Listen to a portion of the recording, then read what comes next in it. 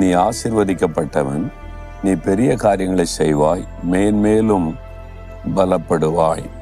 அந்த ஆவியானவர் அபிஷேகம் பண்ணப்பட்ட தெரிந்து கொள்ளப்பட்ட மனிதன் என்ற ஒரு பயபக்தி தாவீதுக்கு இருந்தது. தாவீது கொல்லும்படியே தான் தேடுகிறார். ஆனால் அவன் ஒரு காலத்தில் அபிஷேகம் பெற்று தேவனுடைய விருப்பத்தை நிறைவேற்றின மனிதன். அதனால தாவீது அவருக்கு மரியாதை கொடுத்து கனம் கொடுக்கிறார். தாவீதை கொல்ல தேடின போதிலும் அவர் நேசிக்கிறார். அதைத்தான் அறிந்து கொண்டு சவுல் சொல்லுகிறார், நீ ஆசீர்வதிக்கப்பட்டவன். இது ஆண்டவர் அவர் வாயிலிருந்து சொன்ன ஒரு வார்த்தை.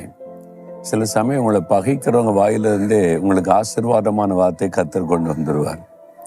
உங்களை பகைப்பாங்கல்ல, அழிக்கணும்னு நினைப்பாங்கல்ல, அவங்க மூலமாகவே கர்த்தர் உங்களுக்கு ஆசீர்வாதமான வார்த்தை கொண்டு வந்துடுவார். அது நிறைவேறும்.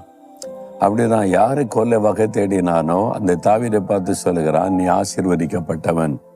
ஏன்னா அவனுடைய உள்ளான மனிதன்ல தெரியும், மனசுல அந்த ஆவியில தெரியும், இவன் ஆசீர்வதிக்கப்பட்டவன். இன்றைக்கு தேவ ஊழியக்காரனாகிய நான் உங்களை பார்த்து சொல்லுகிறேன், நீங்கள் ஆசீர்வதிக்கப்பட்டவர்கள். சகோதரனே, நீங்கள் ஆசீர்வதிக்கப்பட்டவர்கள். சகோதரி, நீங்கள் ஆசீர்வதிக்கப்பட்டவர்கள். மகனே, நீ ஆசீர்வதிக்கப்பட்டவன். மகளே, நீ ஆசீர்வதிக்கப்பட்டவள். என்ன இயேசுவை நேசிக்கிறீங்க, அவர் மேல அன்பா இருக்கிறீங்க, அவரை விசுவாசிக்கிறீங்க, கட்டாயம் நீங்க ஆசீர்வதிக்கப்பட்டவர்கள்.